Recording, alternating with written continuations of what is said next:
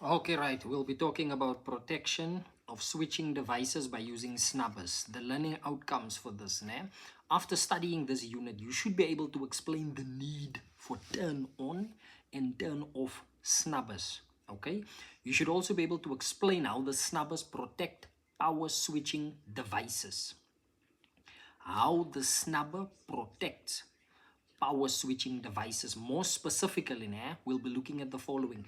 Explain what is a snubber, okay, and then also distinguish between the various types of snubbers, okay. Simply meaning, explain what is a snubber, meaning it has a function, what is that function, and then distinguish between various types. Simply meaning, is there one type, is there two type, three, four, five type, six type, okay. Then also be able to sketch the circuit of a turn off snubber as well as the circuit for a turn on snubber, and then sketch the relevant waveforms of the turn off snubber as well as that of the turn on snubber, okay. Right, then we should also be able to derive the formula for a turn off snubber that minimizes the power dissipated in the device, okay. Equally so, formula for a turn-on snubber that minimizes the power dissipated in the device. Then determine the energy dissipated in the device with and without a snubber. Okay. Also, do the design calculations for snubbers to ensure minimum switching losses. Now, here's an introduction. Okay. The introduction reads as follows. To complete this unit, you should study the section of snubbers in the chapter on device protection found in your prescribed book. Power switching devices are not ideal devices as they suffer from limitations. One of the limitations is the maximum rate of change of voltage. That means dVdt, okay, that the device can safely be subjected to. Another is the maximum rate of change in current, okay, DIDT, that the device can safely endure. Now, please note, just let me explain.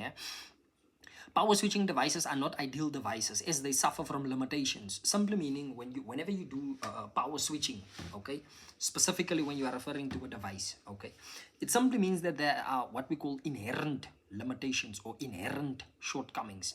One of these shortcomings, it is what we refer to as the maximum rate of change. Simply meaning, through the process of switching, at some point you will undergo what we call a rate of change. Simply meaning, as your voltage is going, let's say from maximum to minimum or from minimum to maximum, that rate of change, meaning the speed at which that rise or that drop in voltage is happening as a function of time, sometimes that can be dangerous for a circuit or for a device or for a configuration, okay. Now, what protection of switching devices, specifically looking at snubbers, what it talks about, it is essentially speaking a way of limiting these inherent dangers. Simply meaning, we are going to design a set of parameters within which we have filtered out these inherent limitations, okay. But let's continue. When I say continue, what I mean is this is applying to voltage as well as to current, because there are cases in which you have a change in current to such a point where it can actually be damaging to the device, okay. This is why we talk about current limiting circuits and voltage limiting circuits and that type of thing, okay. Why? Because of protection reasons, right. Another aspect is the maximum power that the device can handle, which is subject to a derating curve based on the temperature of the device. Manufacturers publish these ratings in the specific device's data sheet. The temperature of the device depends on the ambient temperature over which there is little control. It also depends on the average dissipated power in the device.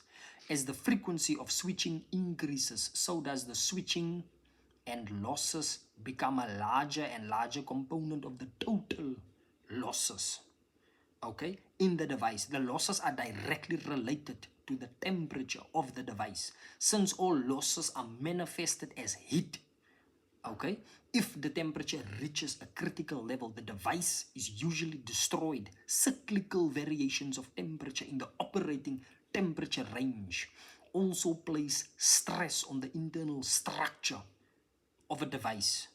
That can also lead to device failure. Thus, heat dissipation should be minimized.